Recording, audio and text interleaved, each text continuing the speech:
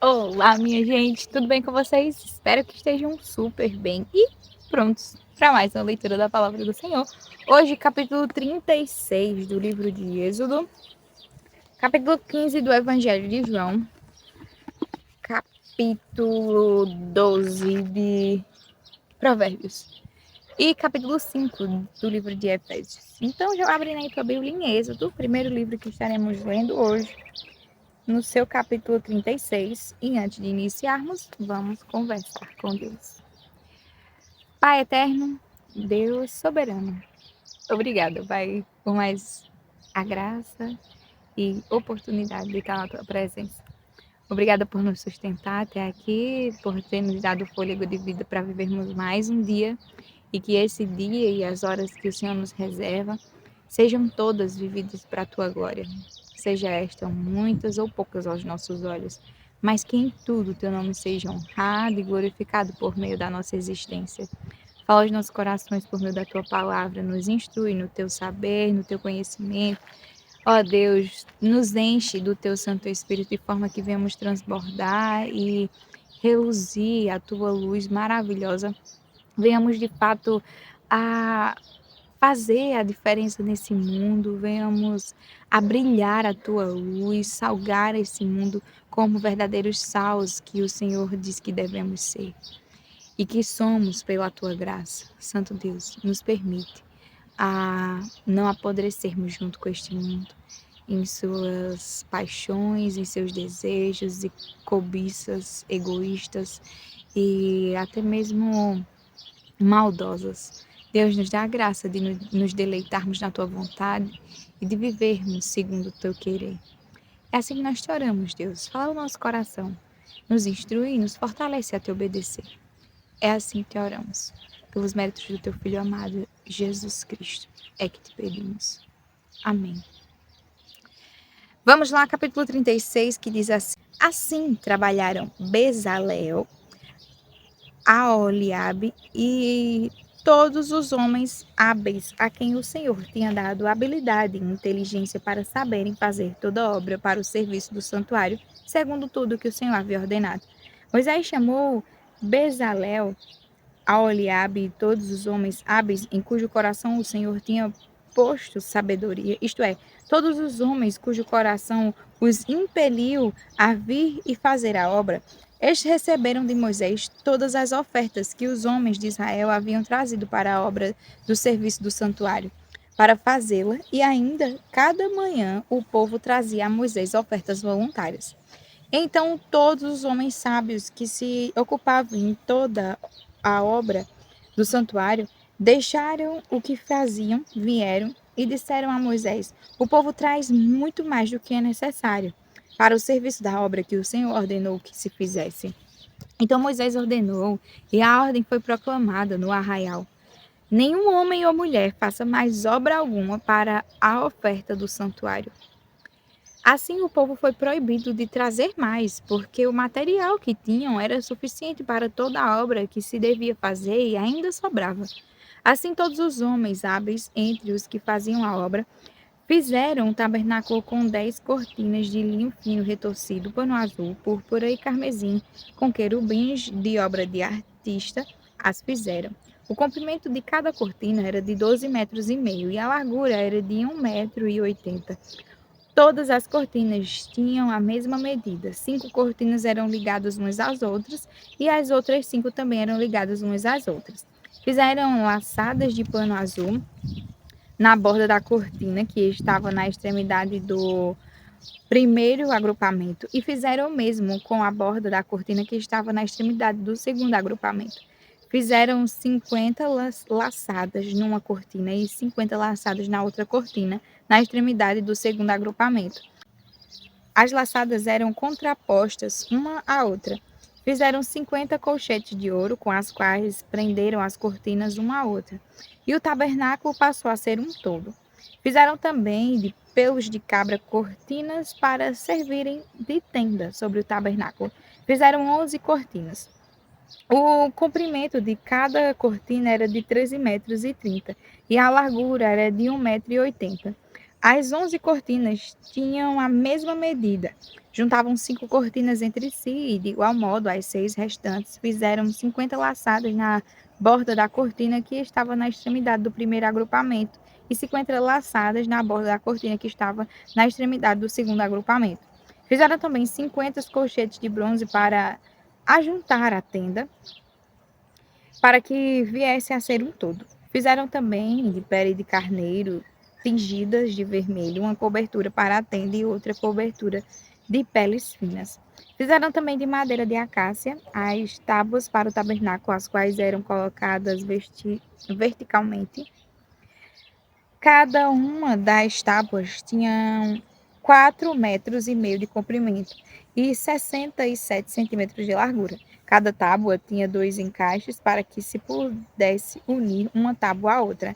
Assim fizeram com todas as tábuas do tabernáculo. No preparar das tábuas para o tabernáculo, colocaram 20 delas para o lado sul. Fizeram também 40 bases de prata debaixo das 20 tábuas, 2 bases debaixo de uma tábua para os seus 2 encaixes e 2 bases debaixo da outra tábua para os seus 2 encaixes. Também fizeram 20 tábuas ao outro lado do tabernáculo, para o lado norte, com as suas 40 bases de prata, 2 bases debaixo de uma tábua e 2 bases debaixo de outra tábua.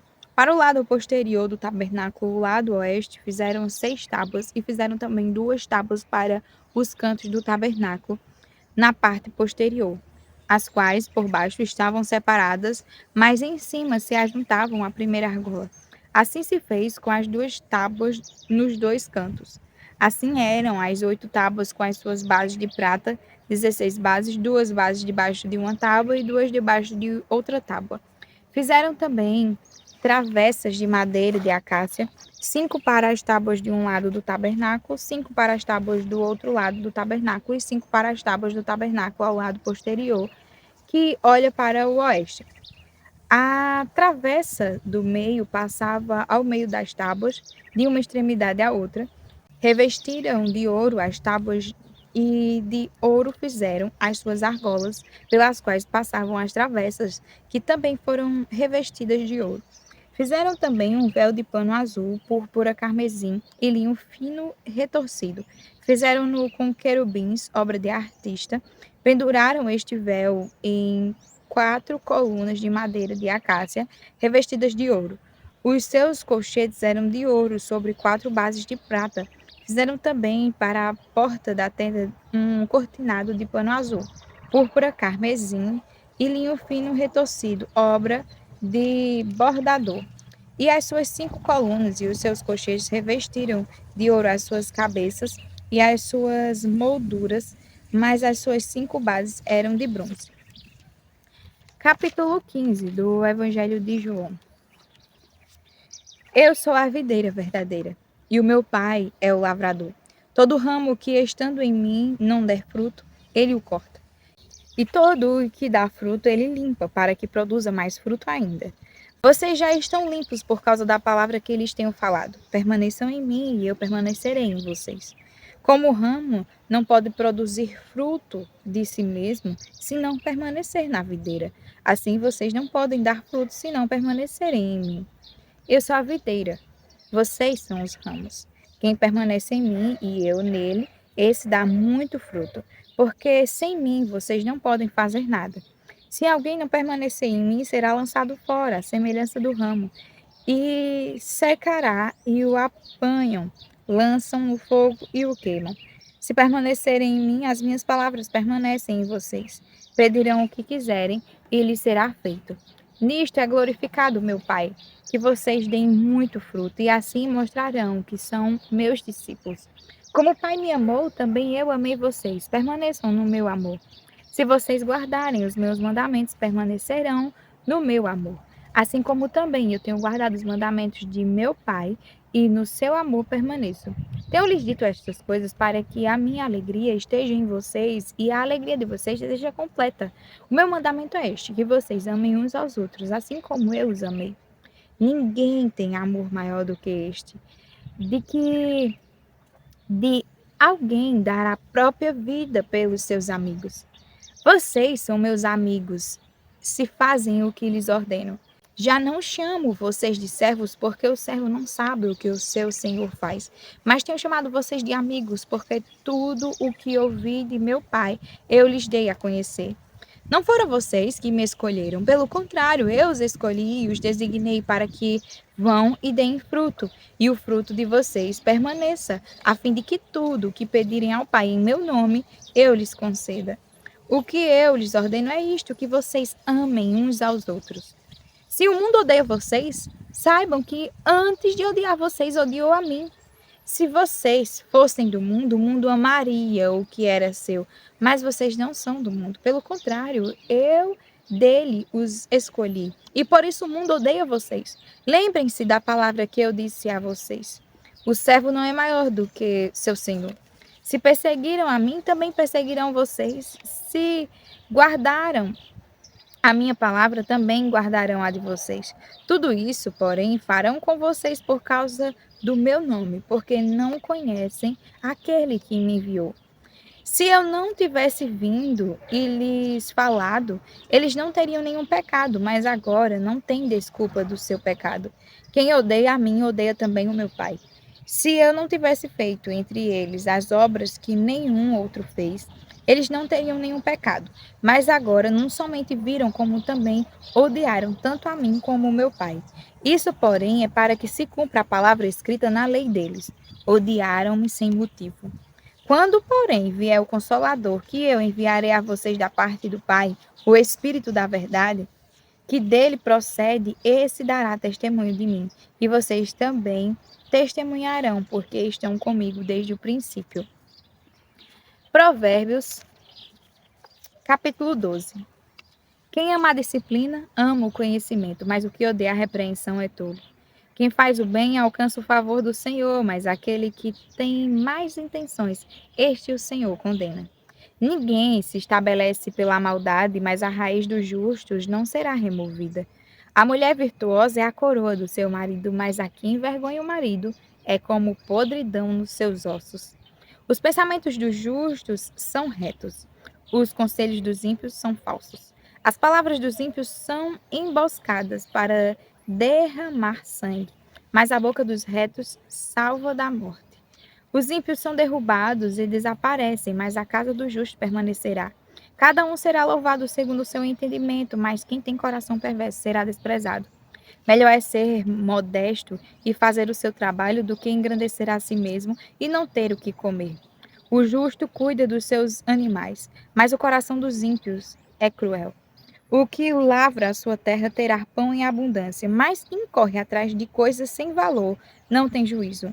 O ímpio quer viver do que caçam os maus, mas a raiz dos justos produz o seu fruto. Os maus se enredam na transgressão daquilo que falam, mas os justos escaparão da angústia. Cada um se farta de bem pelo fruto daquilo que diz, e o que as suas mãos fizerem, isso receberá de volta. O caminho do insensato parece reto aos seus olhos, mas o sábio ouve os conselhos. O insensato mostra logo a sua ira, mas o prudente ignora os insultos. Quem diz a verdade favorece a justiça, mas a testemunha falsa está a serviço da fraude. Palavras precipitadas são como pontas de escada, mas a palavra dos sábios são remédio. Os lábios que falam a verdade permanecem para sempre, mas a língua mentirosa desaparece no instante. Há fraude no coração dos que planejam mal, mas os que aconselham a paz têm alegria. Nenhuma desgraça sobrevirá ao justo, mas os ímpios, o mal os apanhará em cheio. O Senhor detesta lábios mentirosos, mas aqueles que praticam a verdade são o seu prazer. Aquele que é prudente oculta o conhecimento, mas o coração dos insensatos proclama a tolice. O homem esforçado dominará, mas o preguiçoso ficará sujeito a trabalhos forçados. A ansiedade no coração pode abater alguém, mas uma boa palavra traz alegria. O justo serve de guia para o seu companheiro, mas o caminho dos ímpios os leva a andar errantes. O preguiçoso não assará a sua caça, mas o bem precioso do homem é ser esforçado. Na vereda da justiça está a vida, e neste caminho não há morte. Capítulo 5 do livro de Efésios. Portanto, sejam imitadores de Deus como filhos amados. E vivam em amor, como também Cristo nos amou e se entregou por nós como oferta e sacrifício de aroma agradável a Deus. Que a imoralidade sexual e toda impureza ou avareza não sejam nem sequer mencionadas entre vocês, como convém aos santos. Não usem linguagem grosseira, não digam coisas tolas nem indecentes, pois isso não convém. Pelo contrário, digam palavras de ação de graças, fiquem sabendo disto. Nenhuma pessoa imoral, impura ou avarenta, porque a avareza é idolatria, tem herança no reino de Cristo e de Deus. Não se deixem enganar com palavras vazias, porque a ira de Deus vem sobre os filhos da desobediência por causa dessas coisas. Portanto, não participem daquilo que eles fazem, porque no passado vocês eram trevas, mas agora são luz no Senhor. Vivam como filhos da luz, porque o fruto da luz consiste em toda bondade, justiça e verdade, tratando de descobrir o que é agradável ao Senhor. E não sejam cúmplices nas obras infrutíferas das trevas. Pelo contrário, tratem de reprová-las, pois aquilo que eles fazem em segredo é vergonhoso até mencionar. Mas todas as coisas, quando reprovadas pela luz, se tornam manifestas, porque tudo que se manifesta é luz. Por isso é que se diz: desperte você que está dormindo, levante-se dentre os mortos, e Cristo o iluminará. Portanto, tenham cuidado com a maneira como vocês vivem, e vivam não como tolos, mas como sábios, aproveitando bem o tempo, porque os dias são maus.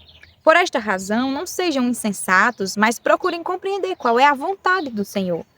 E não se embriaguem com vinho, pois isso leva à devassidão.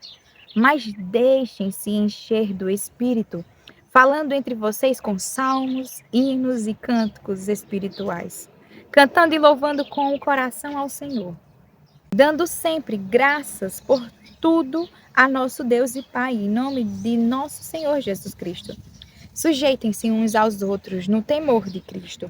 Esposas, que cada uma de vocês se sujeite a seu próprio marido como ao Senhor. Porque o marido é o cabeça da esposa, como também Cristo é o cabeça da igreja, sendo ele próprio o salvador do corpo. Como, porém, a igreja está sujeita a Cristo, assim também a esposa se sujeite em tudo ao seu próprio marido. Maridos, que cada um de vocês ame a sua esposa como também Cristo amou a igreja e se entregou por ela, para que a santificasse, tendo-a purificado por meio da lavagem de água pela palavra, para a apresentar a si mesmo como igreja gloriosa, sem mancha, nem ruga, nem coisa semelhante, porém santa e sem defeito. Assim também o marido deve amar a sua esposa como ama o próprio corpo. Quem ama a esposa ama a si mesmo. Porque ninguém jamais odiou seu próprio corpo, ao contrário, o alimenta e cuida dele, como também Cristo faz com a igreja. Porque somos membros do seu corpo. Eis porque o homem deixará o seu pai e a sua mãe e se unirá à sua mulher, tornando-se os dois uma só carne. Eis porque o homem deixará o seu pai e a sua mãe e se unirá à sua mulher, tornando-se os dois uma só carne. Grande é este mistério. Mas eu me refiro a Cristo e à igreja. No entanto, também, quanto a vocês, que cada um ame a própria esposa como a si mesmo, e que a esposa respeite o seu marido. Amém. Até amanhã para mais uma leitura da palavra do Senhor. Fiquem com Deus.